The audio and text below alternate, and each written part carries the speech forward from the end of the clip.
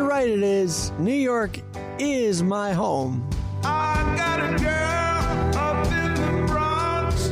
And let me tell you something about this great home of New York City that I've made for the last 28 years, thanks to my mom and dad. And just thanks to the kindness and the generosity of many, many people. Mayors, owner of the Yankees, George Steinbrenner, and so Cousin Brucey of radio legend. And all of that.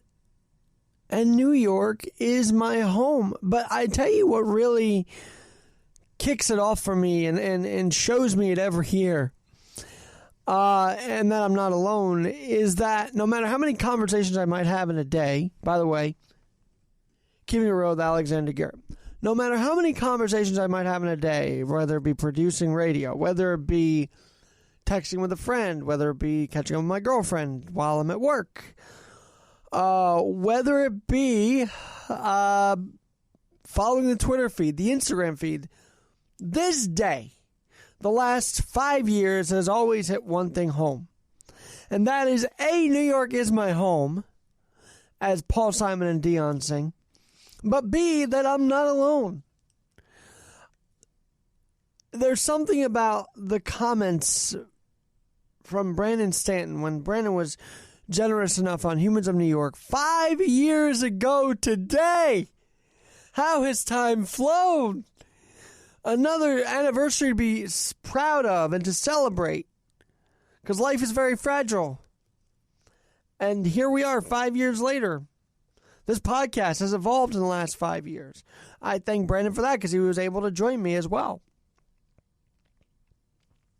But Brandon Stanton, founder of Humans of New York, which has really brought the city together, I always say that time and time again, stopped me on the steps of 42nd Street's Times Square subway, the 1, 2, and 3 line. And 5 years later, I look at that picture, or I look at the comments,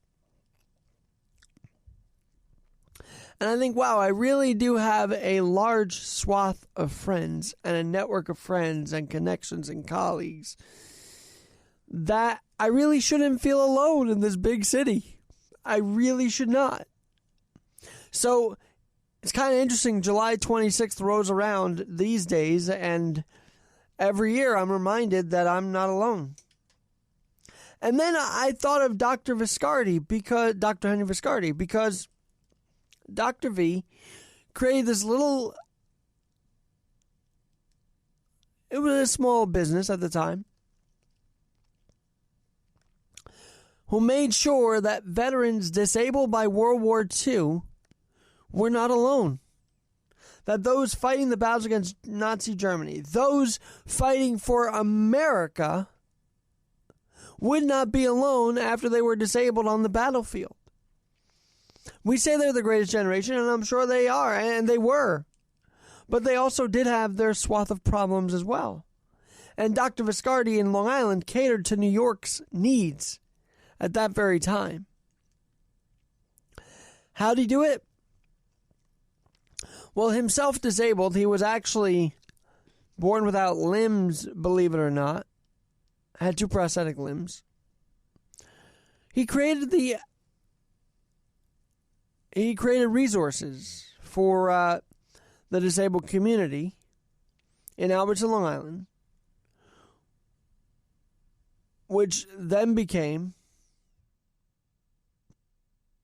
which translated into the Henry Viscardi School, which myself and all my friends got the blessing to be at for 12, 13 years in Long Island. And I think of him today because, yes, we are celebrating the Americans with Disabilities Act. And yes, while Gerald Nadler wants to go ahead and do some inquiries on the sealed documents of the Mueller report, while the Democrats don't want to let it go, I haven't really seen one Democrat today give thanks to the disabled community or honor them one bit. Yes, the mayor did last night, and he had a great great event once again. The Sapelin Awards, named after the former commissioner of the Mayor's Office of People with Disabilities, MOPD. But other than that, today I've just seen Nadler and all them up front and on camera, talking about the Mueller report. So while their priorities aren't straight, while the Republicans' priorities aren't straight, I have to say that the city's priorities are straight. They know they have to continue to work hard to make the city accessible. I think an accessible New York City is the most crucial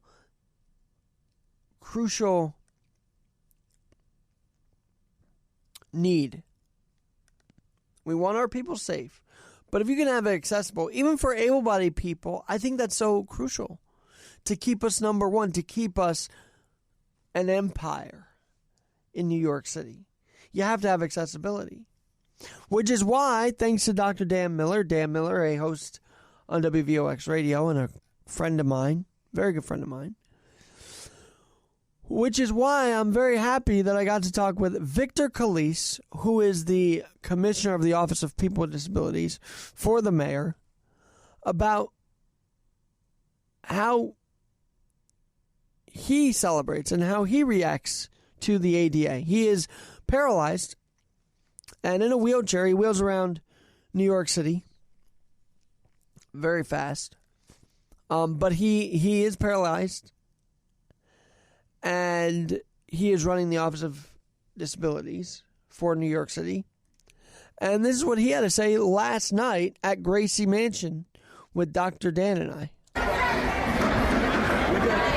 Once again, I'm with Victor Calise, the Commissioner for the Office of Disabilities in New York City. We've known each other a long time, Victor, but what's this night mean to you every year? That people with disabilities can come together and celebrate who they are, what they do for society, and push the ADA agenda forward. And tomorrow is the anniversary. What's that like for you every year the anniversary comes around? That's always monumental. It just goes to show you that the ADA is here. It's never going to go away. And people with disabilities are part of society, and we have to make sure that nobody's left behind. And your role as commissioner, what exactly do you do for the city? We work to make New York City the most accessible city in the world in transportation, education, employment, housing, and everything the city has to offer. Well, Victor, thanks so much, and God bless you and everybody else here at the City Hall. Right. Thank you. So that was Victor Calise, and you can find out more information from the MOPD, the NYC.gov, I believe is the website there, for the Mayor's Office of People with Disabilities. And the vision continues to grow with the MTA, with the city.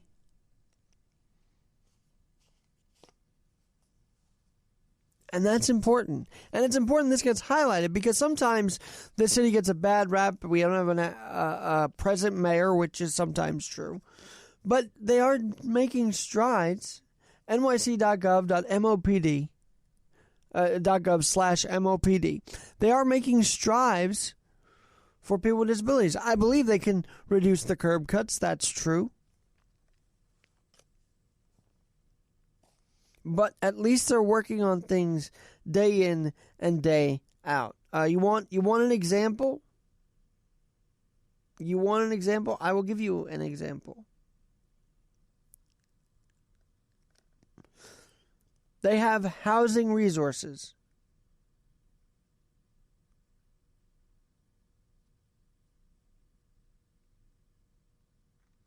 And they have the 2019 edition of Accessible NYC, a plan to improve quality of life for New Yorkers with disabilities in the areas of transportation, employment, financial empowerment, housing, health, access to city services, and education. It's all right here.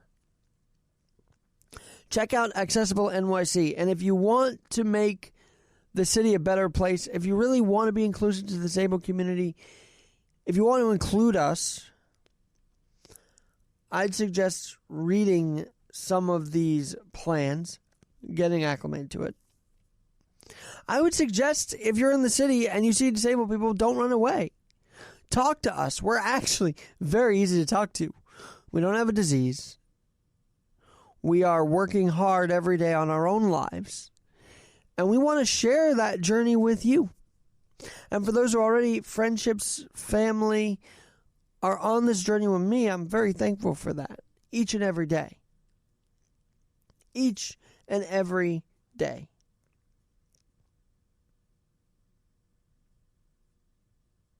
Because in the real world, out of college, things can get messy. Things can get rough. You can be told that you aren't dateable because you have one leg. I've been told that in the last couple of years. You can be not respected on the bike lanes, even, by these raucous bikers rolling through Manhattan. But I'm not giving up. And I love that the New York City Office of Disabilities isn't giving up either. I like that the mayor has a plan in place to truly include us in this fight to survive life, in this glory of life that is. And they want to support our fight to survive. So I give props to the mayor, who actually in the 2019 Accessible NYC said, over the past 5.5 years, my administration has worked to make New York the fairest big city in America.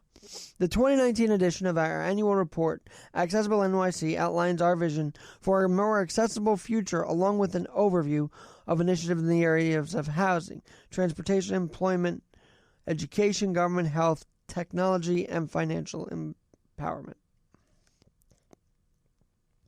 Disability rights are the core of this agenda, and the mayor's office for the people with disabilities has led the way by ensuring that accessibility is at the forefront of all city policies and programs. He says, I'm proud of the progress we made, and this administration will continue to advocate on behalf of all New Yorkers, including the nearly 1 million who self-identify as people with disabilities, to ensure that everyone is able to prosper in the greatest city in the world. Now, I hope those are true self-identifying disabled people. Let me put that out there. But if you want to read through, if you want to see how to help the community, if you want to see how the city's helping, how leadership's helping, I truly urge you to read the 124 pages of the Accessible NYC. You know, everybody talks about the 400 pages of the Mueller report. That dominated the week, right? ADA, barely a mention. Americans with Disabilities, barely a mention. And this also brings me to another point. I find that in society, if you are disabled and conservative, you won't get the acknowledgement. You know, Greg Abbott, the governor of Texas, actually was paralyzed 35 years ago after he fell. I think in a diving in a pool incident. 35 years in a wheelchair. But you know what? He didn't let that stop him. He became the governor of Texas. Yet that 35th anniversary may not be reported on by the mainstream media because right now, in the heat of the border crisis, he's on the wrong side, according to the Democrats. So I'd like to say, Democrat or Republican, if you are disabled, if you're making moves, whatever your political belief is, I don't care. I care that you are making a difference in your community. I care that you aren't letting anything stop you. I care that you are working to be as much as any able-bodied person is working to be. We may have to work sometimes 5-10 times harder on certain things than the average person. But we're living with you, amongst you. And for those who choose that life, to live amongst people, that's great. And we can encourage others who don't want to live amongst the mainstream people, to come out of their shadow, to come out and be someone in this world. It's your God-given right, to be honest with you. If you were on this earth, it's your God-given right. And even there, some in the disabled community may not believe in God. They feel like God cursed them. Well, no, I think God has made us who we are today for a very, very good reason. Sometimes we see it, sometimes we don't. Somehow, 5 years ago, I started to think that that was a reason. When Humans of New York spotted me on the subway steps of Manhattan. Somehow 5 years ago, I thought that was meant to be. Yeah, it might sound egotistical, but when I do see homeless people and I rollerblade past them, I kind of hope that that message of keeping it going, keeping moving forward, never letting anything stop you, does resonate with them again and gives them a second chance, maybe even a third chance at life. So let's throw away the Mueller report once and for all. Let's throw away the superficial headlines of AOC and Nancy Pelosi. Let's throw away the superficial headlines of Trevor Bauer and Mike Francesa going at it now because of Fun After This's post. By the way, how crazy is that? Trevor Bauer, the Indian pitcher, and Mike Francesa, of course, the legendary talk radio host at WFAN, going at it on Twitter, on the air now, because Mike's called him a fool and he doesn't want him here on the Yankees. I'd like Marcus Stroman, personally, for the Yanks. But let's toss all that aside. Let's literally throw it all aside. Because there's other things to do than worry about what's happening on the news channel. There's bigger things to focus on and support. Rather than where the mayor's at, maybe we can focus on what the mayor's doing in the community. Some of it's good, some of it's not so good. I wish he would denounce once and for all the dousers on these NYPD cops. I wish he would denounce the gangs instead of saying crime is down, admit there are problems. But let's also look at the good stuff he's doing. And it seems like this accessibility plan, every year there's a plan in place. And that should be noted and commended. And then finally, on a day like this, I feel I have to say this because I think 5 years ago I could have run with this and become this somewhat celebrity or whatever and ran and wrote I'm going to write a book, by the way, but I could have been utilizing that picture, utilizing the disability, utilizing that overcoming story as a real way to make a living. But I didn't want to. No, I don't believe that, and people write books, and that's totally great. But I also believe in the fact that there should be some holding back of the entitlement. Oh, I did this, so I deserve this. No, you don't deserve it. The disabled community, we shouldn't have that mentality of we deserve everything that we see. No. We should have this earning mentality. We're going to work to what we have. We're going to earn what we have. We're not going to sue our way to what we have unless this law, unless the ADA is truly being violated. We shouldn't sue. By the way, Dr. Viscardi was a very big part of the ADA with George Bush coming into play in 1990, 29 years ago. But we shouldn't be feeling entitled.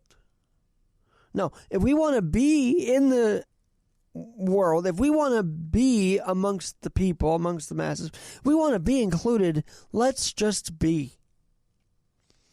Let's not fight for that subway seat because I'm disabled. No, I'm not going to do that, and neither should you. Let's not fight for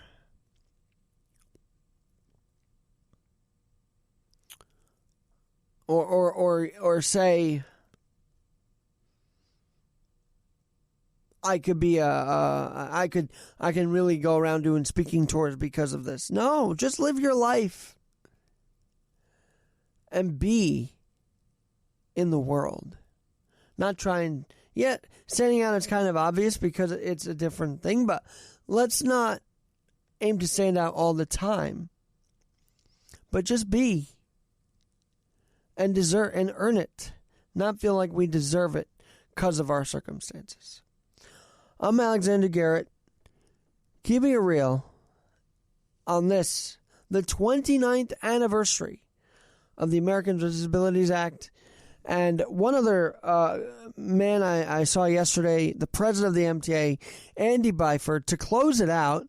Here's what he had to say last night at Gracie Mansion. Again, thanks to Dr. Dan Miller for grabbing this audio and for me to play with you today on the 29th anniversary of the Americans with Disabilities Act. First of all, crazy few days, but I said on my podcast today, I give you a lot of credit for shaping up the MTA, but there's always work to do, is there not? I think the biggest thing we've done, and I credit Alex Elagrudin with this, is what we've done is raise the profile of accessibility. So we deliberately made it one of the 4 pillars of Fast Forward. Everyone expected me to talk about the subway, the buses, maybe the people, but we made accessibility the 3rd of 4 pillars, and we're not messing about. So that's about sorting out the existing system, Access-a-Ride, making elevators work more effectively, keeping them clean, sorting out signage, sensitivity training, but also pushing on to an accessible system. We're here at Gracie Mansion. What's it mean for the MTA to have a presence at an event like this? I think it's essential because if we didn't turn up to something like this, we're basically saying that a huge element of New York's population doesn't matter to us. So there's no way I wasn't going to turn up tonight. At the end of the day, it's about 1 million people with disabilities in New York, and my job is about providing transit for everyone. So that's subway customers, it's about bus customers, but it's absolutely about customers with mobility impairment. So I will not rest until we have a modernized transit system that's fully accessible. And your elevator project is going off pretty well, is it not? But you know what the good news was? Just yesterday at the MTA board, we had a breakthrough, I think, in that the board agreed to bring forward our plan to get started on making 50 more stations accessible within the existing capital program. That is a massive step forward. And that was delivered on the back of Fast Forward, but also the compelling evidence of the accessibility advocates. The advocates yesterday rose to the challenge. They were fantastic. And one last question for all New Yorkers, disabled, able-bodied. What's your message tonight to all New Yorkers right now? It's keep the faith. Keep the faith. Keep the faith. It's in a way running transit's like snakes and ladders. We're getting better problem. As long as you're on an upward trajectory, you're going to get the odd problem, the odd snafu. But as long as we stick together, we have political backing, we have the backing of New Yorkers. There's no reason why within 10 years, it sounds like a long time, it's less than 4,000 days, we can move from state of emergency to state-of-the-art transit. Keep the faith, New Yorkers. We're going to turn it around. Thank you so much, Andy. I'm Alexander Garrett.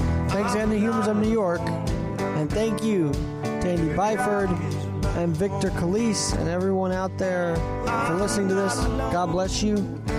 And keep the faith.